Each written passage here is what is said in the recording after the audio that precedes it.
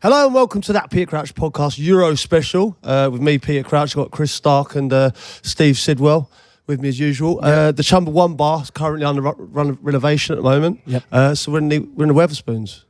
We are, yeah. We've relocated. This is going to be our home for the Euros, from what I understand. Great home it is, to be honest, as well. Lovely. This is very nice. Really good. We've got a live audience here. Yeah, well, this is There they are. There we are. Thought they were asleep, but they're in. They're in. We have got a live audience, but it's a strange situation because I think it is a few people here that were just enjoying a quiet pint, and then we've rocked up and then have come join us. Yeah, I mean, there's a couple of people that we're quite enjoying themselves until we turned up.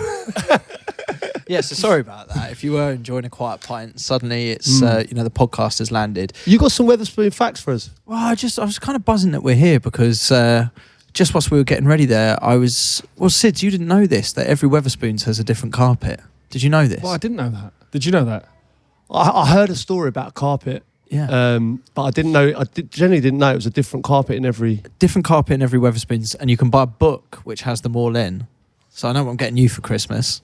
And the other great thing about You've Wetherspoons, definitely got one of those books. Other great thing about Wetherspoons that you didn't know was you can get the app, and then I don't know if this is allowed, but basically people can know what table number you are. We could put it out on Instagram, and then people can just send you stuff from around the UK. Are you telling me So if that table number is like if you kind of live like whatever that is Instagram, people can send you drinks. They'd send you drinks. They'd send you Did you know that? food, I didn't know peas, like anything random. You think the menu's quite eclectic here, and you can just pick single items and things like that, and they'll all just start turning up at the table. I'm saying we could try it one week. I'm sure there's probably a rule against it or something, but it'd be interesting to give it a go. It would be. I like it. I like it. What we're playing a 1-2-4 formation on this table. So it's We are. let's see if it comes. Can we quickly talk about the name of this podcast and kind of what it's about, what we're doing? Obviously, it's about the Euros, but the idea is we're going to be doing quite a few podcasts throughout the Euros. We're sort of off the once a week, twice a week thing. Twice a week, yeah. Twice a week. I think before the England games and probably after the England games. So we'll look forward and then we'll be deflated. Straight up. Come on. And is the idea... I mean, like, for one, it's got a different name, isn't it? Yeah, this is That Peter Crouch Euro Club. Euro Club? Yeah, I saw this. Euro Pod Club or Euro Club? Well, I've just been told this name now, and I'm not sure. It sounds a bit kind of Euro trash. It feels like a bit kind of Bruno-esque. It Like, is. I should be saying ja. Yeah, Funky side mid Crouchy. Yeah. Funky time. Yeah, it's a bit Does German feel a bit trance. straight. But we could have an amazing party here one week where we just pump in the German trance and Yeah. really get Get it going. It's got a lot of potential, this place, to erupt, I think. I think the Euros is just starting to get momentum now, isn't it? You know, the feel good factor behind it. I know there's loads of fans going out already. It's kicking off, but I think in this country, it's going to start really heating up. It's the quiet before the storm, Yeah. isn't it? I mean, I wish the weather would pick up. As we're recording this right now, it looks like it's about to absolutely piss it down. Yeah. But we're going to have a lot of fun with this podcast. It's great we can be out and about. Great we can be in the pub for it. It's great some people can come join us as well. That's awesome. On the name, is there nothing to be said for? Is Eurotrash completely cancelled now? Can we not just reclaim that for the podcast? Europod.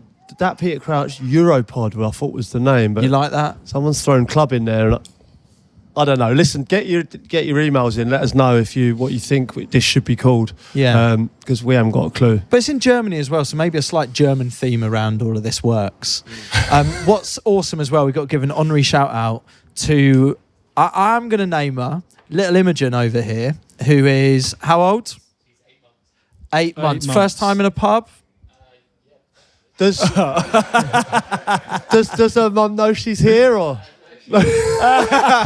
She doesn't know she's here. Okay, great. So a couple of the lads here, they've escaped from whatever they're doing, maybe work, I don't know, have taken Imogen. I imagine on the guys that you've taken her for a bit of a walk to settle her. Yeah. She looks really settled, to be fair. She's great. She is great. It's great. So potentially our youngest person ever to witness this podcast live, little Imogen, is making history today. Born stronger and all that. Yeah. This is incredibly exciting, though. The Euros coming up. I think we've got we're doing one here, right? The first one. I believe we're in the Isle of Wight Festival next week. Yes. Doing Never done that before. one from there. You've not done that. What do you mean? What other festivals have you performed at? No, I've never done Isle of Wight Festival. Oh, yeah. Yeah. Oh, you thought he was just performing at festival? He's like, I've done Reading, Leeds. He is the notorious, to be fair. He's probably rapped there. No. No, I mean that's going to be absolutely epic. I mean, I was signed for Burnley there, wasn't I? Yeah. At the Isle of Wight Festival. And Sean Dyche was there, and Abby said, "Why don't you sign him?" And he was half pissed and did. Well, rumour has it you got the key to that festival. So well, mate, it is epic. It's quite cool because I think the football's on. We're going to host wherever the football is, which I believe is one of the main stages there. We'll play a few tunes, have a few beers, and just kind of see what happens. You spinning some tracks or? Can do. Yeah, see how it goes. Are you going to rap? There we go. Can do. Can do. Crouchy. Probably the robots. Let's be honest. We all know our place by now. Know what we're good at. All right. So this podcast, we're going to be with you throughout the Euros. Also, it's your chance to send in questions. Pick the brains of the lads here. Is it a kind of iffy start to talk about Euro experiences between you both? And it is. Maybe a good place to start. To be Yeah, fair, it is. Honestly, my experiences of the Euros as a player was unbelievable. Like, I played in 2 World Cups in between the 2 Euros. So I played in 2006 and 2010. And my Euro kind of, it was a fucking disaster. Excuse my language. Sorry, Imogen. It really was. Sorry, Imogen. It was. 2008. I think we all remember it was a rainy night in at Wembley, and obviously the brolly came out and with Steve McLaren and I genuinely thought I scored the goal that took England into the Euros. We were 2-1 down. I remember Beckham crossed it from the right. I've chested it up and volleyed it home, and it was the moment. I thought it was the Beckham moment versus Greece. I thought they're going to build a statue of me. This is me. I'm job done. Yeah. They'll remember my name forever. Unfortunately, I scored it. That genuinely thought that at that moment that was the goal that took us through. And then obviously whatever happened. I think Nico Crouchy had a shot and Carson spilled it. It ended up in the back of the net, and that was the one that got away for me. You could actually tell from your celebration that you thought you thought brought it was it a home. goal. Yeah, I literally thought, oh my god, we were out, and this goal. Beckham had You milked the celebration. He had a you little bit. celebrated. Then everyone got on top of you, and then you then sort of there was ushered a them off, and then you've got again. Yeah, but do you know why? Because then I also did this when Aaron Lennon skinned half the Milan team and squared it back to me, and then I tapped it in and ran the other way. And then obviously when it goes into the back of the net, I think, oh my god, I've done hardly anything for this goal, and I've taken all the glory. And then that's why I remembered Aaron Lennon with obviously Beckham. This ball's rolled across him, and he's hit this pass 60 yards, like pinpoint, just skimmed someone's head right on my chest. It was an unbelievable pass. And once I'd scored it, I'm just thinking about, oh my god, it's me, it's all me, and ran the other way. And then I went, oh shit, better go and say thanks. So then that was when I ran again. The celebration is almost like, do you remember it was the Sol Campbell goal, where he runs out and he's doing the arms and everything and his eyes are going. It's like that perfect, only to find that it's it's not happening. However, you did get the goal, to be fair. But you were saying it was Crouchy. If there was a trademark Crouchy goal, that was it. Yeah, but it would have been. But like everyone wants to forget that night because it's a night that it's one of the worst in England's history. But it was also that close to being the best moment. Yeah. Of my whole England career. How frustrating. Does it frustrate you, that memory? Well, yeah, it does, because that moment, it feels like it's been taken away, because like that moment for me at that time was the best moment I had in an England shirt. It was the goal that took us to the European Championships, and we struggled in that qualifying period. That goal was the one that took us there, and then it's gone now. No one even remembers it. And it's a team sport, and obviously stuff happens, but when they score, and Scott Carson, didn't have an ideal situation with that. You're still on the pitch, right?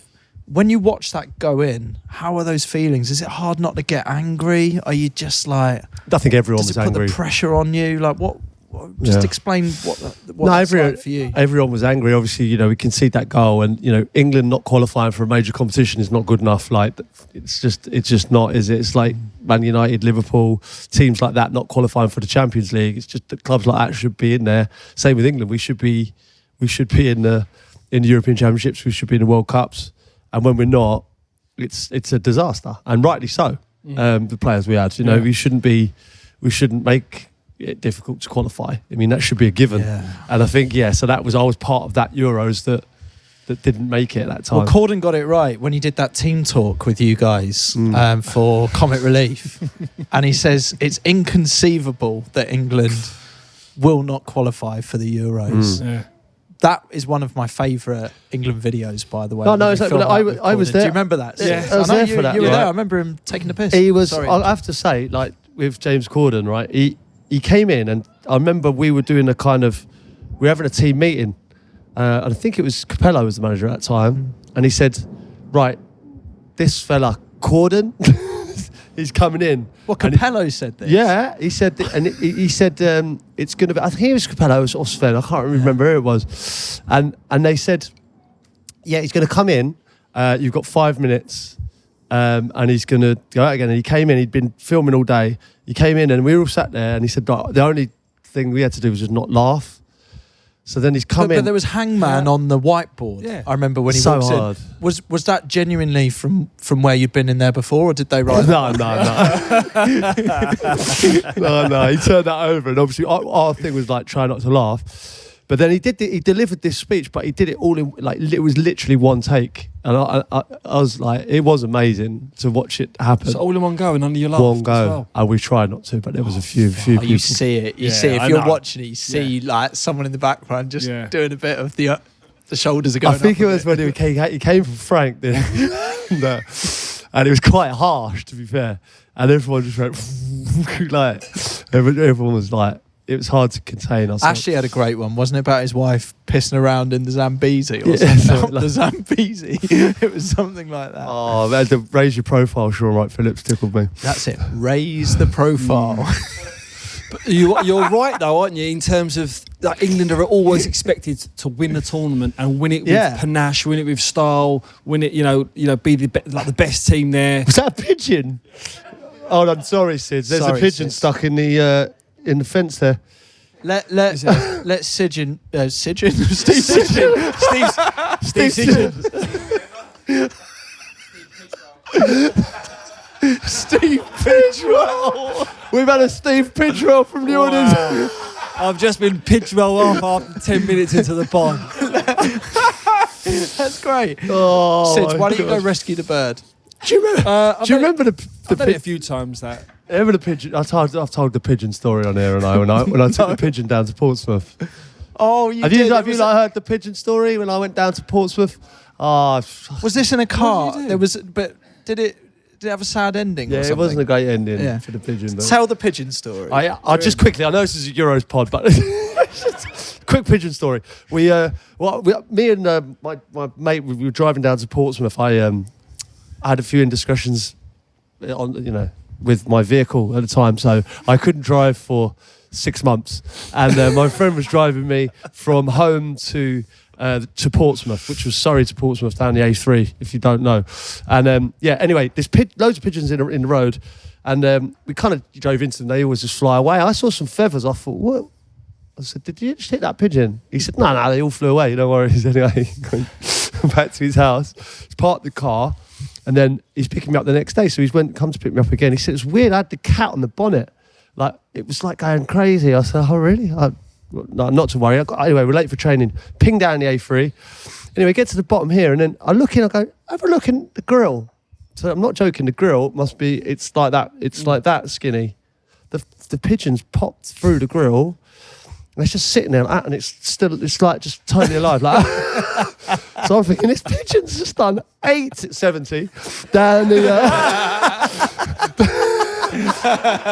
down the A3. I'm thinking, this still thing's still alive. Imagine the thing. It must have been going to act like on the Nemesis for like an hour and 10. Anyway, got down to, so bearing in mind it's done there and back. Anyway, so I've told all the lads, Harry Redknapp, we've got Papa Booper Diop, we've got Sylvan Distan, Glenn Johnson, Nico Cranshaw have all come out at the foe. They go, have a look at this pigeon. Anyway, we've got the AA came out and like took the grill off. And all of us down there, right? Harry, everyone. Imagine the whole Portsmouth team. And they're all waiting to see what this pigeon does. come out. I went, yay! And then he went, no! Fucking heart attack. Yeah. Nose dive down. Nose dived, yeah. I mean, it was a really sad ending. And an amazing way to go for anyone to be surrounded by the Portsmouth team like that. I thought so. I mean, it was great. You know, we were all excited with it, and it was a sad ending, unfortunately.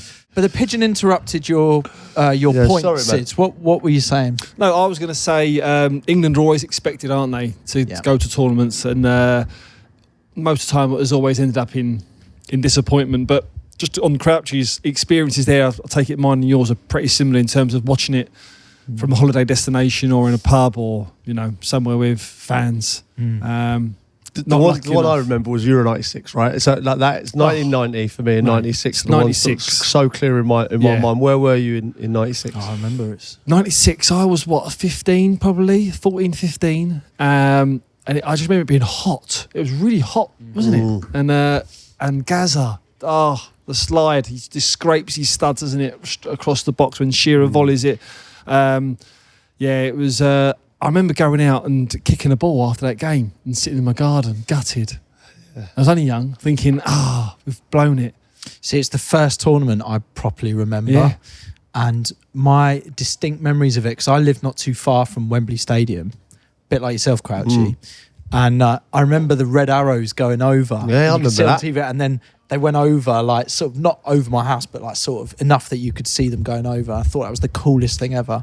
And I remember being out in my garden, running up and down, pretending to be Alan Shearer, doing the celebration. I really remember that so vividly. What was the game? What game do you most remember? Holland. I think that's exactly the same as me. Yeah? The Holland wasn't game. expected to beat, and we done. What was it? 4-1? 4-1. When Sheringham just slides it down to Shearer and bangs it in the kind of the roof of the net. For me, like that was. I mean, listen, I fell in love with football. I think was 90, like Italia 90. I was 9 years old. And then obviously 96 kind of really confirmed it. It was just phenomenal. I think I was 14 and 15. Yeah. And then of course it's back in Germany. So obviously memories for you of playing in Germany in a major tournament. Great World Cup. I don't know if anyone here went to the Germany World Cup in 2006, but like it is amazing. Like I think Germany, they do it well. Like it will be, the stadiums are fantastic. Like it's, they like their beers and stuff as well. Yeah. Even though I've seen them. Didn't they say to drink weaker beers? Because let's be honest, they're strong out there. Has that been the advice? I do worry for England fans.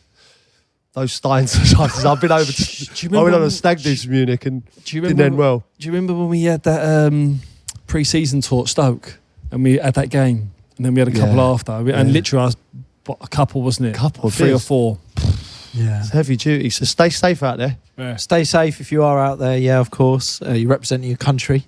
Do you need to? I feel like we're given some sort of, like I do the announcements at Wembley Way at the moment. Which has gone down well. It's gone down well, but it is me basically being a bit of the fun police, kind of saying, go to the fan parks, get your tickets ready.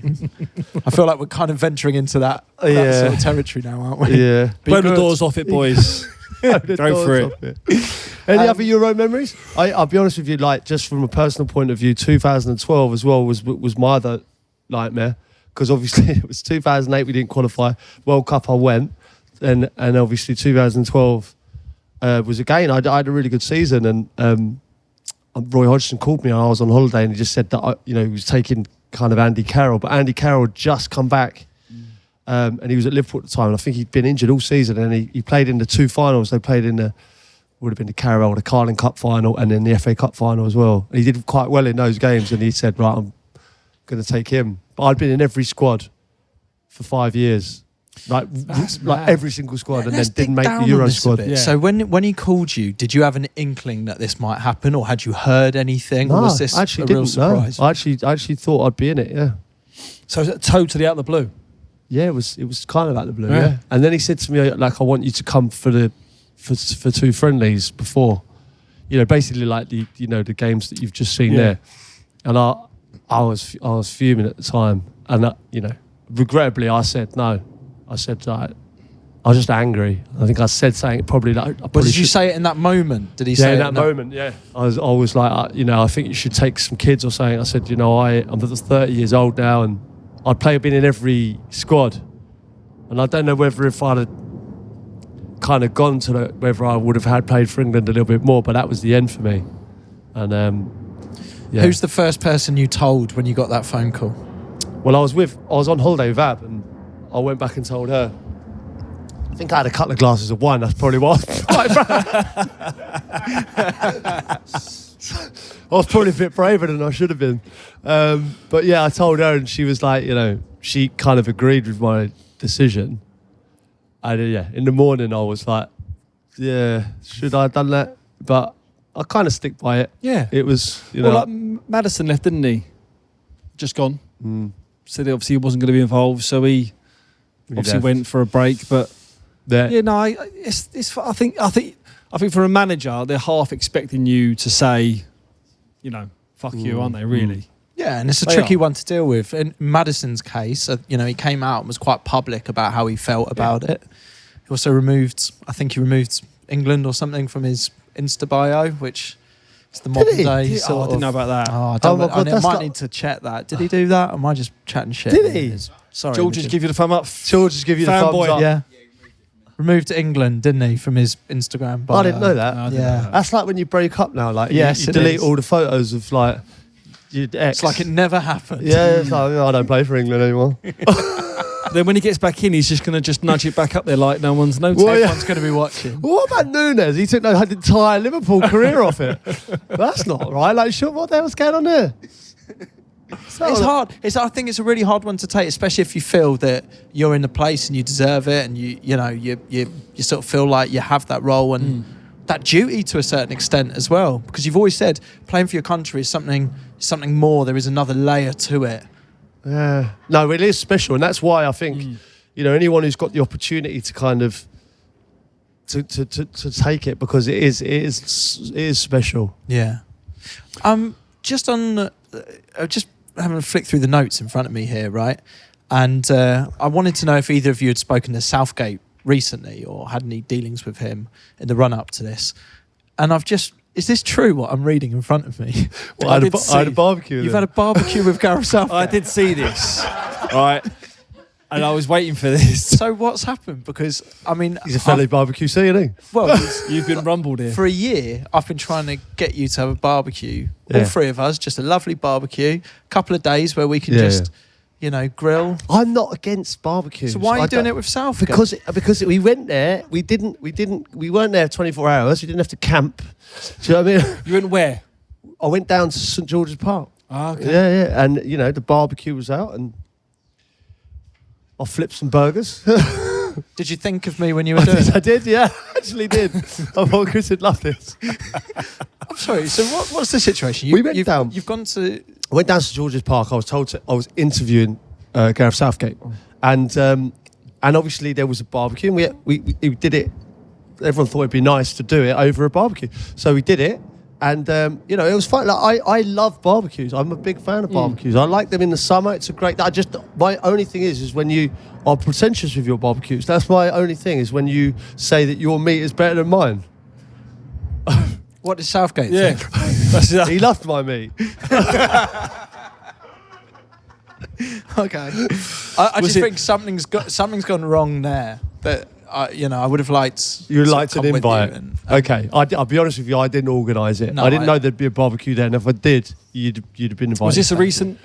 Yeah, event? it was just before they left for Germany. Yeah, so Oh, wow. I mean, it was great. So was it really a case of like, Gareth, what are we talking? Are we talking sort of, like we getting the stuff on the tables, Deck or kind of Gallagher, Rice, are we playing Jude there? And Yeah, we'll get the salt and pepper out. yeah. Yeah. I mean, listen, it was nice. Obviously, it's kind of like when you have to chat, on air, if you like, and then obviously it's so nice to have. It's like what we had with Prince William. Like we had the chat, and then you have the chat that you kind of like. You feel like you can just have a more relaxed chat. Was it burgers or was it like burgers brisket? mainly? Yeah. Was it burgers? Just burgers. Yeah. They were nice. They were lovely burgers. Yeah. So that's what I mean. You're turning your nose No, up. because I just know. I actually do think Southgate will have judged you slightly. Do you think? Yeah, because he strikes me as a barbecue Connoisseur. connoisseur as well. Connoisseur. Thank you, Sid. Imogen's here. I do hope Imogen listens one day. Right, listen, Euros. Come on, let's have some predictions. Let's kick this off with what you said just before we started recording. So you think Scotland are going to beat Germany? So Scotland are obviously opening up against Germany. I just think the Scots going out there, they're just on a high. I know they're missing a few key players. Tom McTominay could be one of them that scored a load of goals. But Germany aren't firing on all cylinders. And I just think there could be an upset there. I just think there could be. There's going to be an absolute army of Scots going over. They've been there all week. Yeah, like they are well primed on and off the pitch. I bizarrely, like, I think the opposite. I just think Germany, like, it's the home nation, right? I look at some of the players, right? Obviously, Rudiger's just won the Champions League. You know, Füllkrug was in the final. Havertz has had a great season. Leroy Sané, Musiala's one of the best young players around, I think, at the moment. Tony Cruz, like last tournament. I think they're saying. I think the fact that no one's talking about Germany and no one thinks that they, you know, because they have been out of form as a nation. I think they can go all the way. I really do. I think I've had a sneaky little kind of double. I think Füllkrug, right? Well, I think he'll score goals. I think he's probably playing second fiddle to Havertz, but I think he's one of them Miroslav Klose kind of types. You know, like where you totally under the radar. I think if he gets enough games, that's the only problem. He might not play because Havertz, I think, is number one up front. Havertz this season as well, and the progression throughout this season. I mean, he's kind of coming into this at the perfect time, really. You could say that for a few of the players. Do you think Germany have enough to? I think they're like I don't want to say dark horses because it's like they're a massive footballing nation, but I think they can do well. But like, you know, on this podcast last time, I think we tipped Serbia as the dark horses. Yeah. And they didn't win 1 point. Didn't win a single game. That was Dave's fault. That was throwing poor Statman under the bus. He did. We said, like, just come with us armed with information about one team that the entire podcast audience should be backing. Serbia, and we did our best to run with it, but you know, he had a shocker. Loads of the people listening to the podcast would back them as well. Apologies for that, guys. Well, why don't we throw it out very quickly? Who does everyone think is going to win the Euros? Just shout some France. Other than England. Away from England. Other than England. France. Portugal. Yeah, a few people for France. Spain. Yeah, France. France seems to be the most popular shout. I just think you look at France, like France's team is an absolute joke, and Portugal's. Like you go through Portugal's squad, it's absolutely ridiculous. Belgium as well. Like there's so many talented teams. I think this Euros is wide open. Yeah. I think there could be a few dark horses that can cause a bit of a stir because some of the nations going into this aren't firing on all cylinders. England aren't going into great. There's been a few that. Well, that's a good place. A few others. That's a good place to start, Sis. Do you think how England have represented themselves in the games leading up to this tournament are any sort of indicator as to what will happen during the tournament? I think this is the best thing that can happen for England. I think this is a blessing in disguise. I think this is a reset that probably what we needed. Because how many times have we gone into a tournament cruising through the group stages? You get there, then you play the friendlies before. Cruise them, and it's like good to go. Yeah. Whereas now, I think it's been a little bit like, it might just put the players on a bit of an edge where you play better. That's what I think. Yeah. Do you think as well, slight sort of tempering of expectations with the fans for the first time? It feels like in the run up to this, everyone's excited and wants England to win, but I don't think, or personally, I don't feel that same expectation that there has been in other tournaments. I think the expectation is always going to be there just because it's England. Yeah, we're always going to have that because of the players and the calibre that we've got. I mean, there's some talks about in some people's predicted 11 that Foden might not even get in some people's 11s, starting 11s, which is ridiculous. You know, I mean, he's probably been player of the Premier League, isn't he, this season? So. No, I think it's the expectation's always going to be there. I think it's a reset that is going to be it's been beneficial for us. I should just apologise briefly, just because we're sat underneath an aeroplane. Yes. Yeah. It appears that this particular Wetherspoons is on the flight path. It's not just on the flight path. I think we're in the terminal. There's a good recce from the crew there. Well done, lads. That's just what we do. We'll be coming in your ears twice a week, live from Heathrow. We'll be what? It's Crouchy's Europod. Next part of the podcast is sponsored by Paddy Power. A reminder that Paddy Power will be offering a completely free bet builder on the Serbia versus England game this weekend to kick off the tournament in style.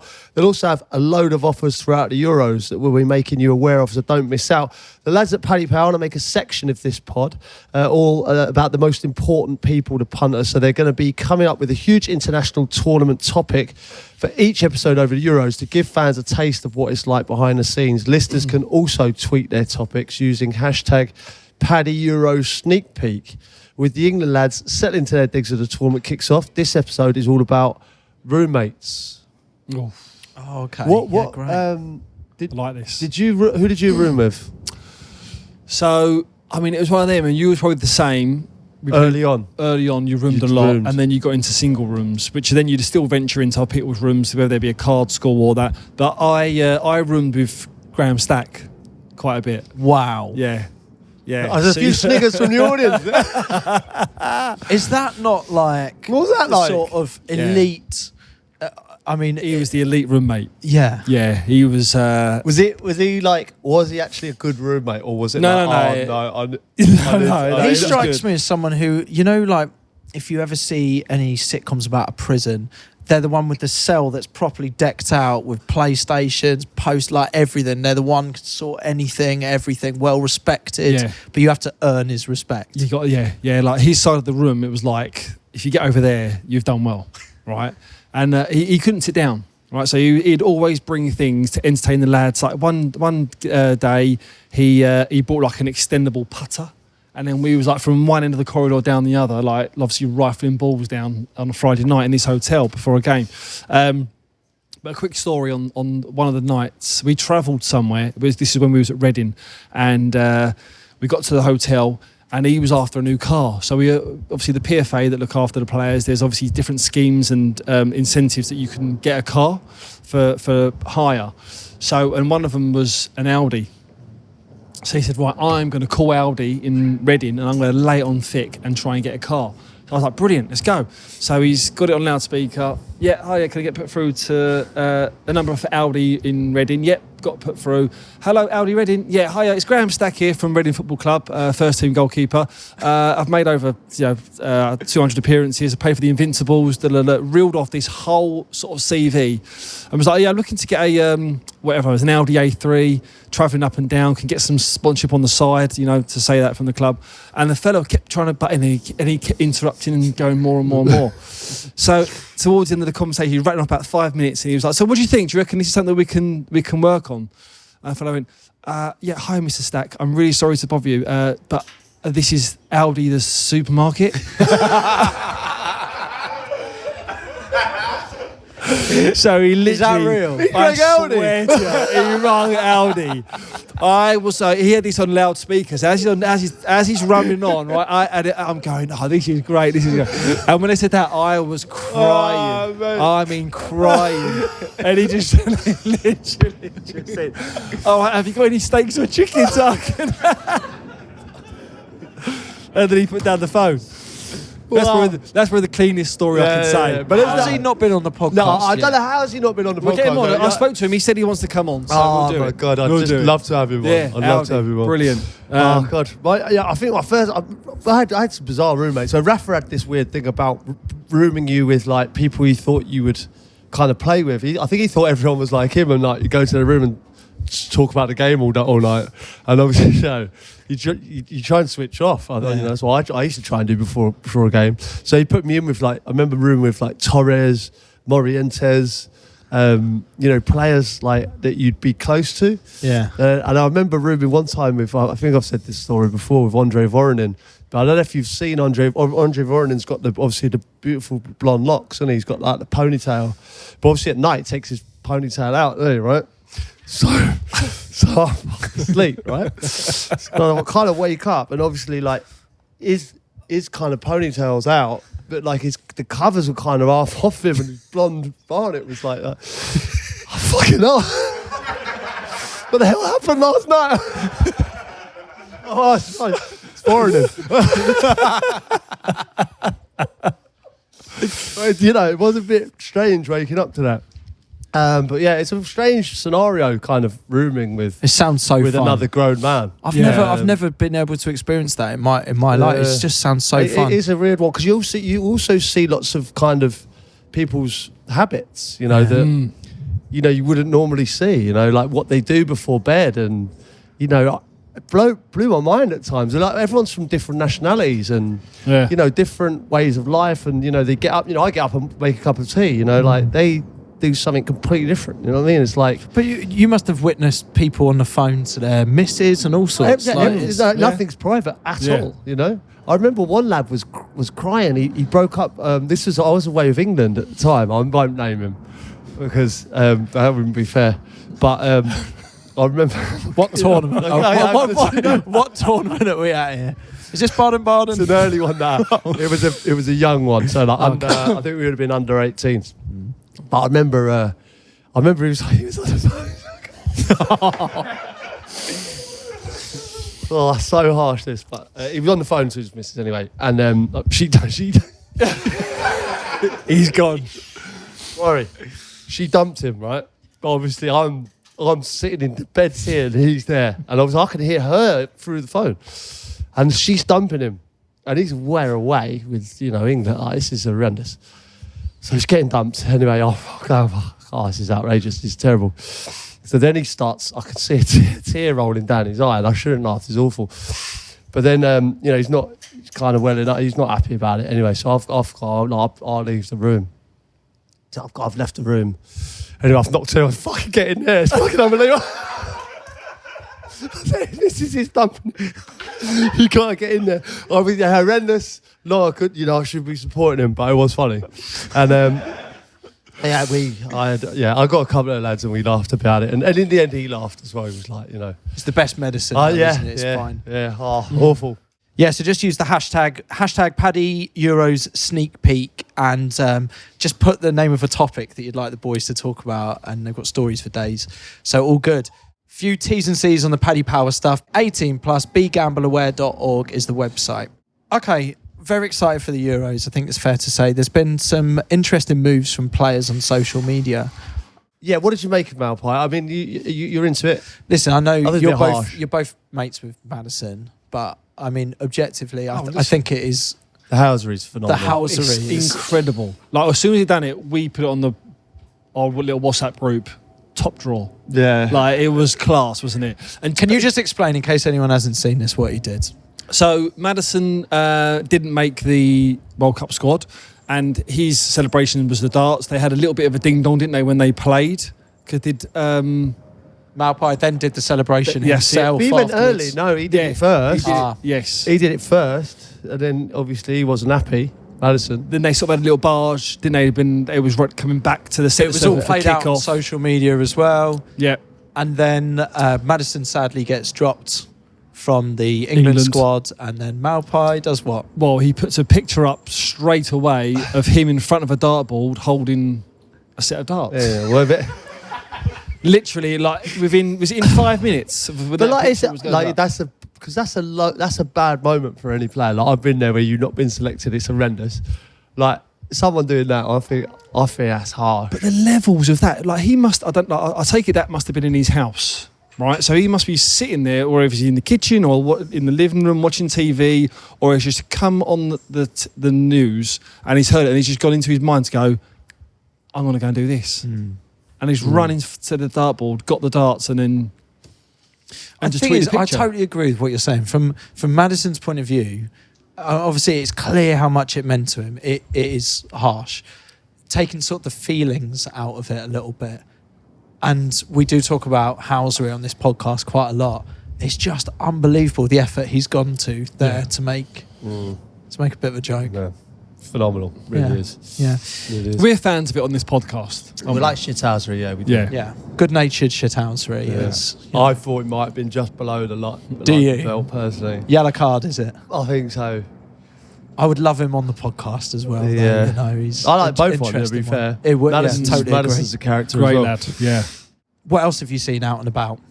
Well, the Adidas have dropped a Jude Bellingham advert. Have you seen this? I haven't seen it. Oh no, I've not seen Adidas. I saw the Lucasade one. No, I haven't. I mean, we're going to talk about it, but we haven't seen it. Right, this is a really exciting part of the podcast where you watch us watch an advert. But it'd be good to get both your takes on it. This is from Imogen's dad's friend. Cool. His wife doesn't know. Cheers for lending us your phone. Here we go.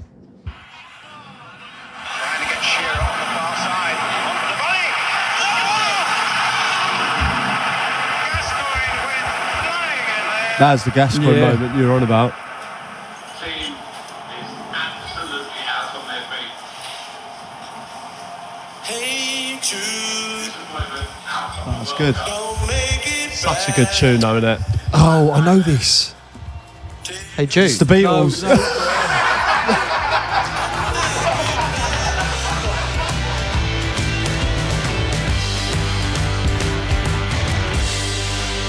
That's epic, isn't it? There's a lot on Jude Bellingham, so isn't good. there? Yeah. This tournament. Oh, he said there, like, I said, have you seen it? I said, no. He said, well, like, it does put a lot of pressure on him.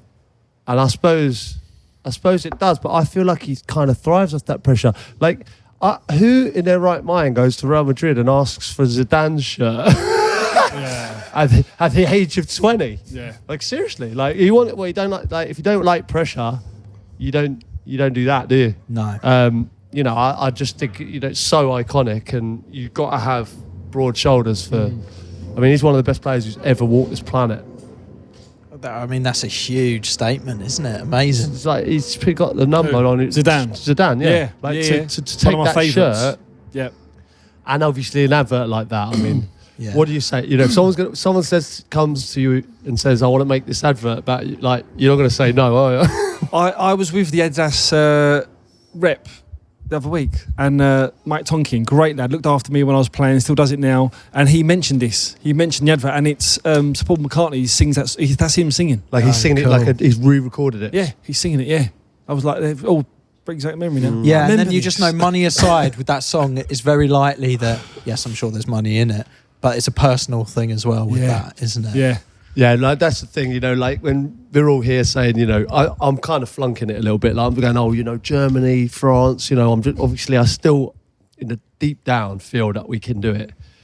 And if he, you know, I just think if these boys do kind of win the trophy or whatever, bring the Euros home and stuff, it'd just be, That'd be there'd something be else, wouldn't it? statues and... Well, Jude Bellingham, let's Harry talk. Kane. Well, let's that's, talk about that. That's What- genuinely like what it would be. Let's entertain it. Let's do the stuff that then gets played out at the end of it, and you look really out of touch with reality. Let's talk about glorious hypotheticals. Can Jude Bellingham be the key difference in this tournament? Can this guy be the turning point for England in winning? Yeah, he can be, but I think that we've got so many players that can be that player. Like, I think it's obviously hyped on him because he just won the Champions League. He plays for Real Madrid, and you know he's kind of almost the biggest name now at times. But Harry Kane can just be just as dangerous. You know, Phil Foden was the best player in the Premier League last year. Even players that can't, you know, kind of just maybe on the fringes, like Anthony Gordon, like with Eze, players like that, like they can be the difference makers. You know, it's not all down to the kind of starting 11. Like quite often, they've gone off, and it's down to penalties. You know, Ivan Toney, right? Yeah. You're not even talking about players like that, right? You imagine to win the Euros, Ivan Toney steps up, right, and slots one. Yeah. You know, that is just, it gives you goosebumps, doesn't it? Like, imagine going to the tournament being Ivan Toney, going, I'm not really going to play, and coming home and going, I scored the pen. I think that's going to be the difference with us and the other squads.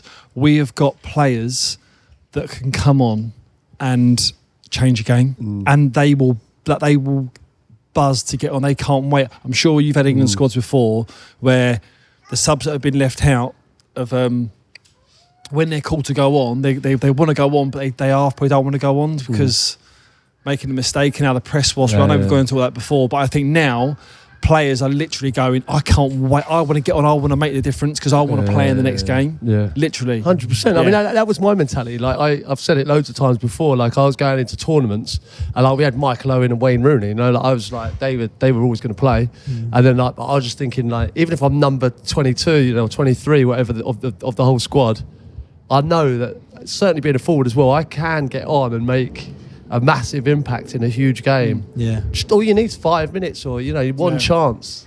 and your life can change forever. Oh, excited! Come on, here we go. Just talk about England just quickly. Let's just do our combined 11. What would our starting 11 be? It'd probably be similar, wouldn't it? Ramsdale in goal. Banker, straight in Ramsdale. By the way, have you seen the training videos of him and Bellingham? Yeah, he was on his back. Didn't he? Unbelievable. Also, an unbelievable goal from Bellingham. Back heel. The back heel. I can't remember who was in goal. It's just sort of rooted Carl Walker, in one of those mini goals. Mini goals. Yeah. But lovely play 1-2 between Ramsdale there. And, do you want to attack an 11? Well, rather than doing 11, what about it? Like, what do you think of Trent in midfield? Being midfielder yourself, are you having it? This is where I think everyone wants it to be. Declan Rice, Jude and Phil Foden. That's what everyone would like it to be. I don't think Gareth will do that. Trent in there. Listen, we've seen him play in that position for Liverpool in a major tournament. I'm not sure. Did Gareth say anything when you were having a barbecue with him? Did you sort of press him on this, grill him? I mean, he did tell me that he was a few things, but you're not willing to share. Well, but I think I think that was between us. Okay. Yeah, he gave me his starting 11. He didn't at all. Well, I mean, there's rumours of him starting, isn't there? Like, I could definitely see him coming in. Trent starting in midfield. Yeah, I could definitely see if there was rumours of him coming in and playing in midfield, like coming in, making an impact, or when the games needs it. But to start in there, it's a big call. Very cool. But he's got the ability to do it. I think he's been brilliant in midfield for Liverpool. Yeah, no, he has. But I'm not sure. Now, we can do some predictions. I guess there's new rules to this whole tournament. I'm reluctant to say there should be a forfeit. Well, bearing in mind the forfeit, let's talk about the forfeit here. No. Did anyone cry just quickly, right? Now we've got a live audience. You know, next door, where It's there.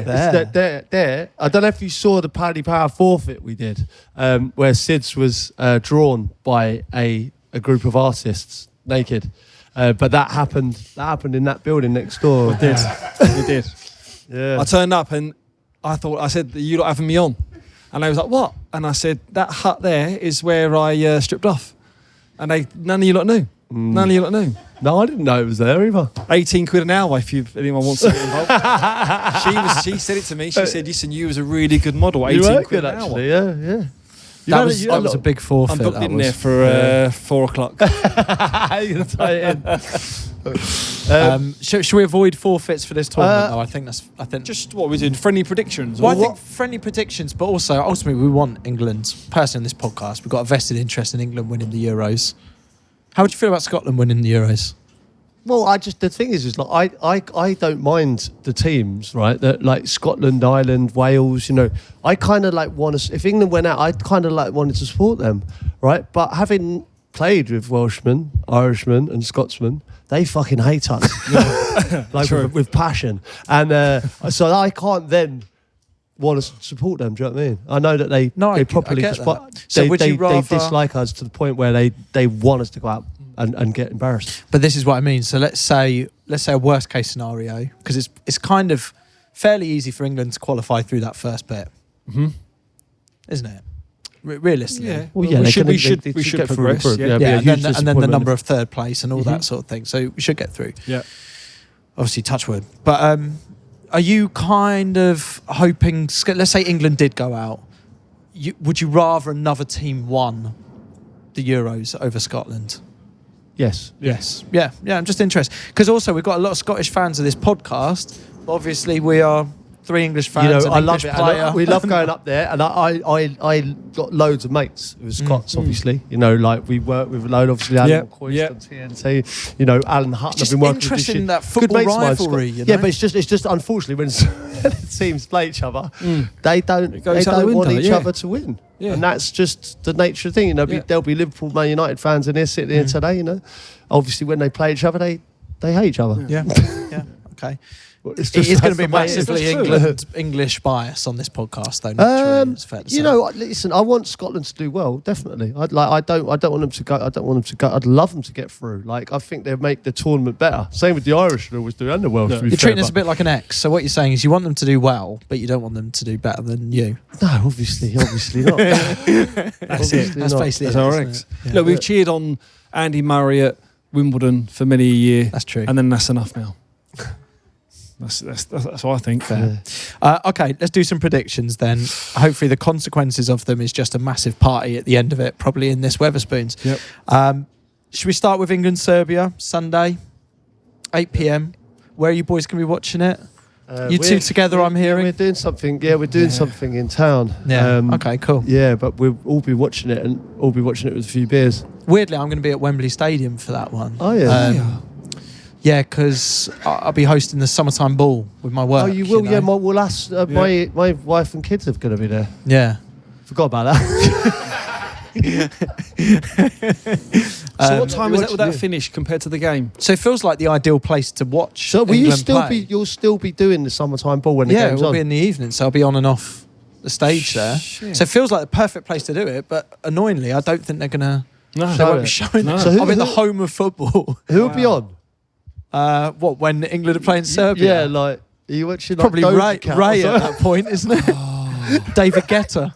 Is it Getter? Yeah. That's all way. right. David Guetta would be fun, yeah. Yeah. Ray would be good, yeah. That's going to be a good night. I'll tell you what's funny. Sugar Babes are performing at it. Not your ex. Mate, Your ex will be there. Yeah, I had a look on the schedule. How's that going to go down to interview them. So that's going Are to you be, going to interview them? Yeah. You're gonna bring it up. guess so. You're going to say, sorry, I lied about getting off with you. Just for clarity, because we get new people joining this podcast. He's gone. I should explain. One of my ex isn't a sugar babe. However, One of my exes isn't a sugar babe. What kind however, of explanation is that? however, I did meet a sugar babe in a pub in Northwood called Siobhan one night, briefly. And then I went for an interview in a bar a couple of days later, and they said, tell us something interesting about yourself. And I said, I got off with a sugar babe at the weekend, which is a lie. But then my nickname on the back of my bar shirt for a year was Sugar Babe. And not only and essentially it got me a job. Wow. And then we talked about it on this podcast, and I sort of came out about that particular lie. And, I the sugar admire babe, I'll you, be with man. the Yeah, sugar I babes do. at Wembley Stadium. You as could have England kept are that to playing. yourself forever. Yeah. So I do admire you for coming clean about that. Yeah. Let us know how that goes. Will do, yeah. Yeah, All right. but Keep us posted. hopefully in a better result, England-Serbia. Are we predicting an England win here? Yeah. Yes. I think a lot of people would suspect, but I think 2-1 to England, I would suggest. Are you saying that more the one for Serbia because defensively for Well, England? I think or- defensively, and also Mitrovic, Vlahovic, Yeah. like they got players who can hurt. Like Mitrovic knows the English league inside out. Obviously, he's tough. They're a tough side. Like they're not no walkover. I sort of see a goal from Serbia Do as you? well. Yeah. What are you think they saying? get 2-1. You're saying 2-1, aren't you? Or 3-1. That sounds about right. 2-1, 3-1. Yeah. Yeah. I'm going to say 2-0. I think we're going to be strong. I think we're going to come out positive. Yeah. Yeah. I fancy us massive. All right. Well, listen. Thank you for listening to what's this called again? It's The Euro- Peter Crouch's Euro Pina pod. Colada Europod. Ja, ich spiele Fußball. Ja. Yeah, can we say thank you to everyone who turned up at the pub today? It's been Yeah. Thank you, everyone. lovely to have people around. And a big shout out to Imogen as well. Yeah. Go on, Imogen. Okay. Stay tuned on the socials for the invite next week. If you fancy coming down here and joining us, you'd be more than welcome. Come on, England. Right, this next part of the podcast, we went down to Dorking Wanderers FC to film some of the greatest Euro goals. See how we got on. Right, today, Sid, we're going to recreate Marco van Basten's iconic 88 goal for Holland. An unbelievable take us on this. Yeah. So if I remember rightly, it was like a deep cross, wasn't it, from the left-footed, hung up. I wonder what he was thinking about Van Basten when that was in the air, because surely he's thinking, I've only got one option here, and that's just to swing it. I think he's thinking, they've overhit the cross here. Yeah. I've only got one option here. Yeah. I'm just going to lash this. One option and one angle, one spot to hit. What a finish. He was one of my favourites, Van Basten. We're going to give this a go, eh? We certainly You've are. got this in the locker, I think. Not a problem. Cordon, Sid's first time. Ready? Oh, it's good. It's good. Oh! Go on, Crouchy. Flat. It is, Sid. Oh! Okay, so it begins. We've a couple of tries so far. Crouchy's connecting well, but we haven't quite got the goal yet. Here we go. This can be good. Oh! I'll tell you what, that was nearly it. It's hard because it's at an angle over there, and Crouchy's got to try and like almost loop it over the goalie, ideally. Oh! This is good. This is great. I'll tell you what, it was. Mate, I think we'll get this soon. Wasn't far off. That was good. Come wider. Oh! To be fair, we are trying to recreate one of the greatest goals ever Well, scored. we are, yeah. And we've got an hour, so crack on. Oh, sorry. Oh! Start to go out of the game Well, we now. hope not. Okay, it's the first goal that we're trying to do. We've already lost one ball. Oh, oh, it's a lovely delivery. Oh! Can't do more. Stick it on the plate. Good ball, sir.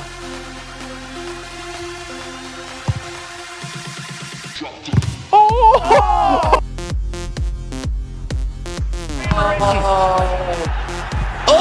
Unbelievable!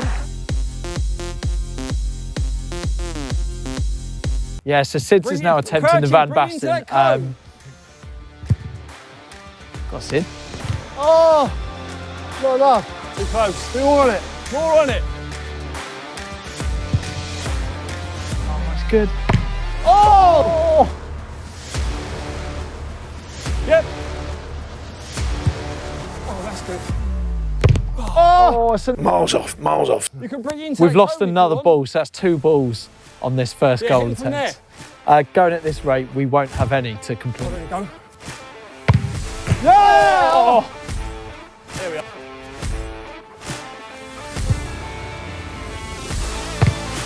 Oh! Okay, we're going to do one more try on this one. Oh! Yeah, he was. Well done. And Well that's done. why Marco only done it once. That was good. Crouchy got closest, at least he scored. How are you seeing that, Crouchy? I think Marco's a fantastic player. He's Yeah. the reason why he's world class. Yeah, Had 500 attempts and got nowhere near it. yeah. To be fair, we've tried to recreate that as well.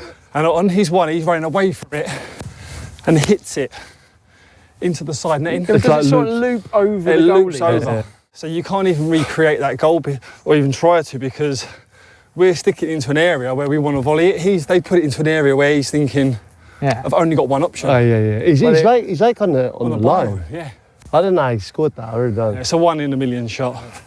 We give it a go though. We gave it a go. Gave it a goal. Goal was Some good, scored. some I don't know. It's sort of 60% there, 70% there. Yeah. But we'll take It was it. a good warm up. Next goal attempt will be on the next episode. See you next week.